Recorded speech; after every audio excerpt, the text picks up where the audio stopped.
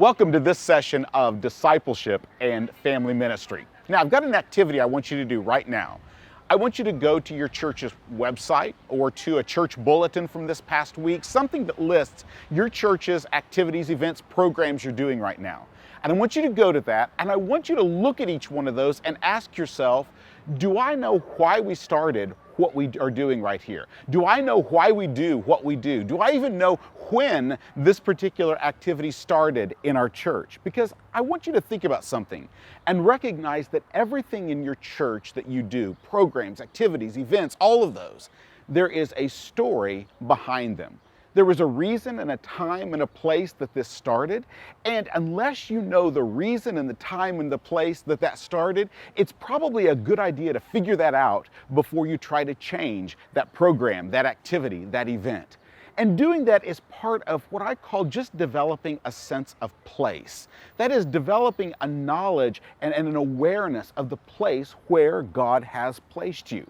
In terms of the practicalities of that in ministry, one of the things that's important to do is to learn the stories of the place where you are. Read the church minutes and try to find out why your church does the activities, the events, the programs that it actually does. Take the time to talk to longtime residents of your city, of the town where you are, of the rural area where you're at, of the church that you're in. Talk to those longtime residents and find out things about the past. Walk the streets, walk the streams of the place where God has placed you. Develop a sense and a love of the place where you are. Here's another way to put that. You need to know not only your vocation, but also your location. Sometimes we think it's enough. I know my vocation. I know what God has called me to do here, and I'm going to do it. But you also have to know your location. That is to say, to have a sense of the place where God has called you to be. And when you do that, what you'll learn is that most of what your church does, it had a good purpose and a good value at some point in the past. But here's one of the things that kind of happens in churches.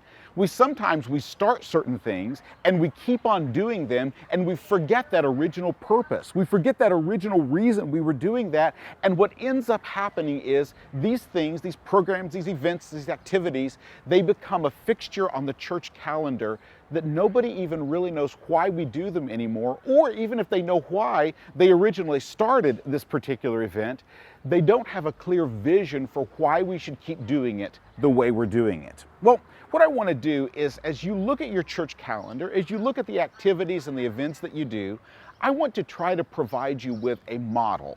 That is to say, a model, a way of looking at different programs and a way of planning them and a way of evaluating the programs you're already doing to help you be more effective in discipleship and family ministry. Now, this model that I'm going to present to you was not originally created to help you in your church ministry or your church leadership.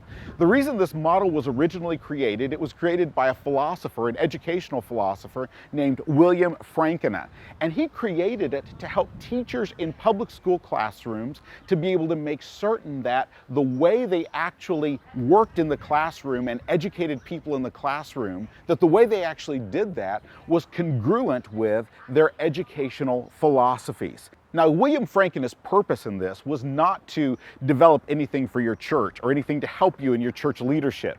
His purpose in this was to develop a tool for educational philosophy so that what you had as your philosophy of education was carried through in your actual practices in the classroom. He created it actually for public schools, for high school education is why he created it. Now, the real question behind William Franken's educational philosophy was, how do we move from the premises and the values that are part of our educational philosophy into our day-to-day practices of education?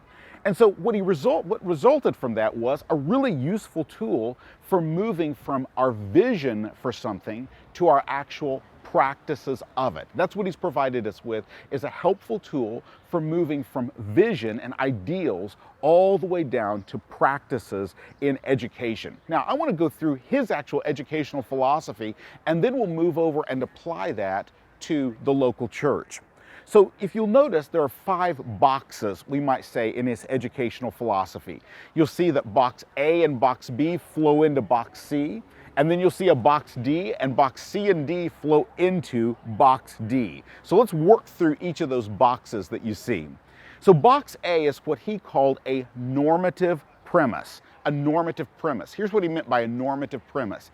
He meant a primary goal or a desired disposition that you want to develop. So this is that one big thing that you want to develop. What is that one thing, we might say, that matters most in our teaching, was what he was trying to express in that. Now you'll notice in that second box, box B, what William Franken has suggested to put there are supporting premises. That is to say, what are the other dispositions that might be necessary for that one primary goal in box A to be fulfilled? Another way of saying that would be, what are the necessary conditions to fulfill the primary goal? And so you have an ideal in box A, that one big thing that you want, that primary disposition.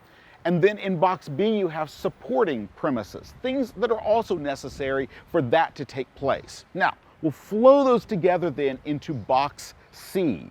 Now what you see in box C is knowledge, attitudes, skills as you bring those together. And what he's placing in box C are the skills that somebody will develop.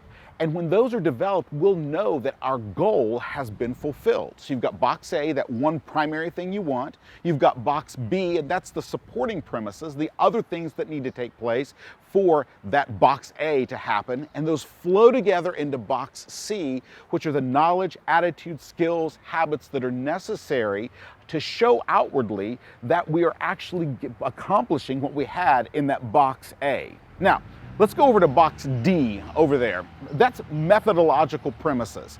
In essence, what we're asking at that point is, how do we do this? What are the actual methods we're going to use to accomplish that one goal? And in that, we would also look at how has this goal been accomplished elsewhere? That one goal that was up in box A, how has that been accomplished elsewhere?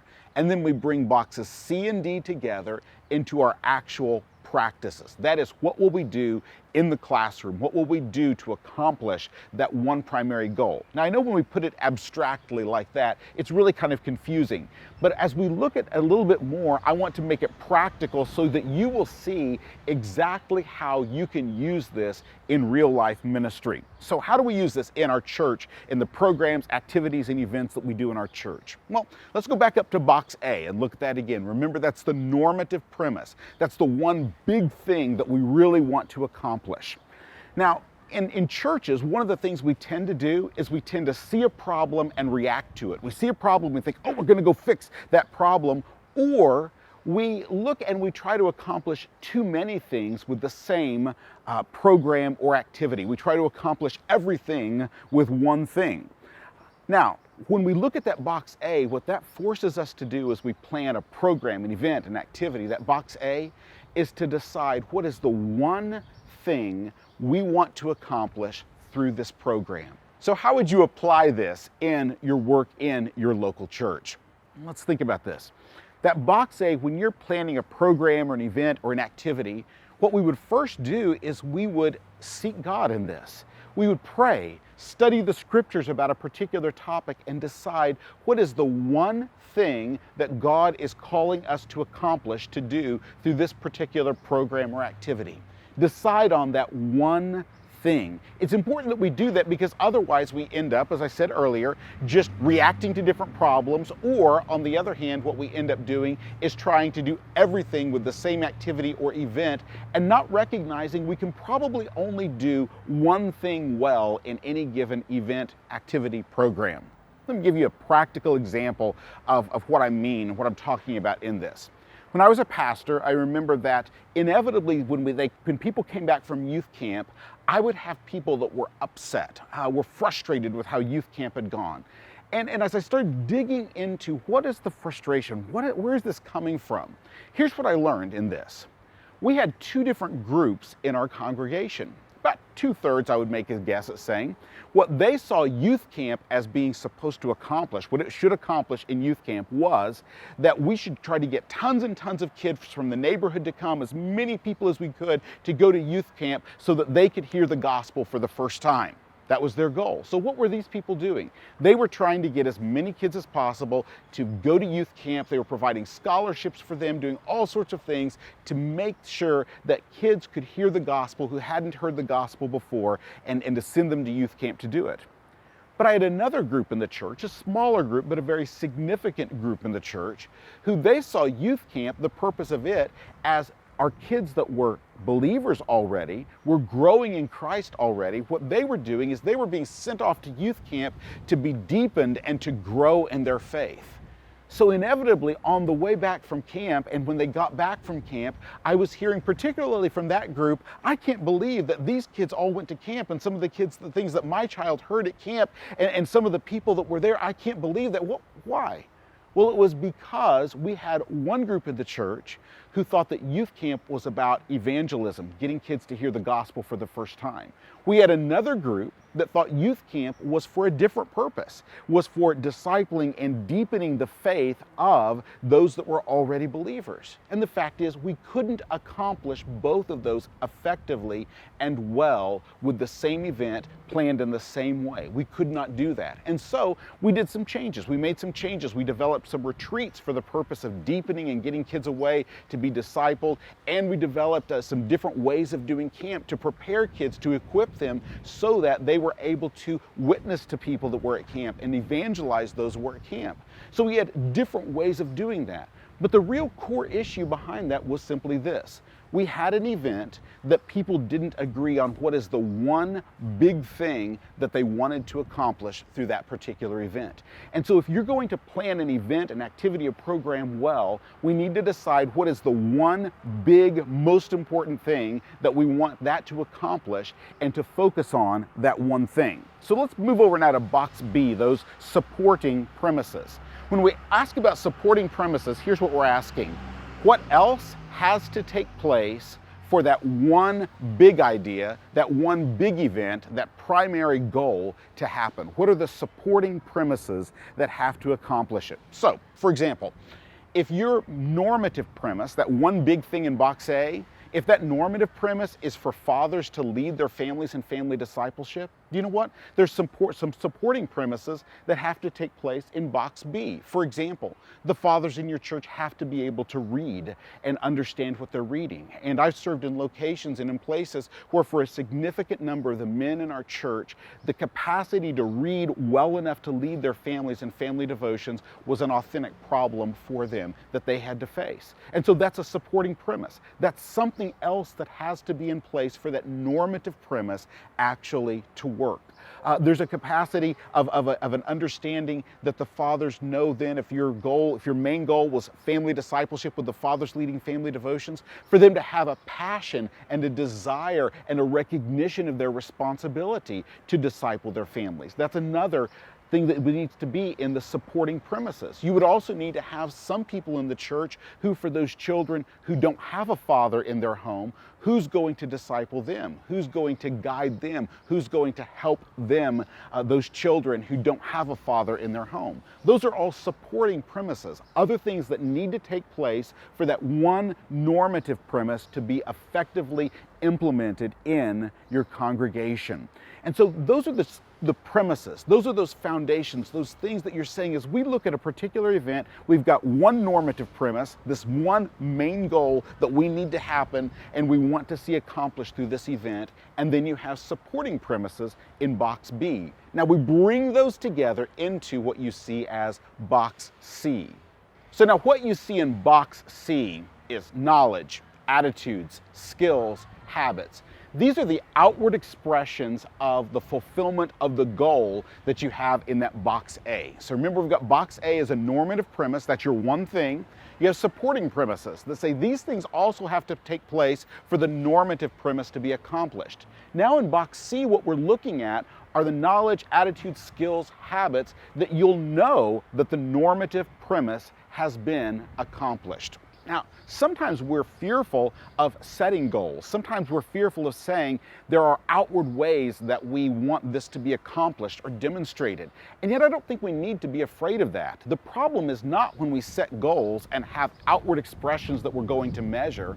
The problem is when we make that our only goal, the achievement of a certain number or a certain outward expression. And then we become Pharisaical at that point, where we're all about the outward and not about the inward heart. But the fact is that what happens inwardly almost always has expression of some sort outwardly. And so what we're asking in that box C is, what are the knowledge, skills, attitudes, habits, all of those things? What are those that would indicate outwardly that we've accomplished or moved toward the goal that we set, the purpose that we put into that box A, that normative premise? And so if our goal is to increase the number of our families in our church that are doing a weekly faith talk, do an assessment, take a survey and check and see, did we, after we did this, did we have more families in our church who were doing weekly family faith talks? If the goal of our camp is to bring unbelievers to faith in Jesus Christ, we would need to say at the end of that, how many of the youth that went on this trip or the youth that went to this camp, how many of them were people who probably heard the gospel for the first time? And in how many of their hearts did God move in a way that they made a profession of faith in Jesus Christ? If our goal is for a camp or for a youth event or a youth retreat to deepen the faith of youth who have already made a profession of faith, then measure that, not necessarily numerically, but do some interviews afterwards and ask them, how was your faith deepened as a result of this retreat, this camp, this experience? But to put things in that box C of knowledge, attitudes, and skills that are outward expressions that would demonstrate or at least would suggest that your goal that you put in box A was accomplished or that you moved toward the accomplishment of that goal. Now, if you look over in box D, that one is methodological premises.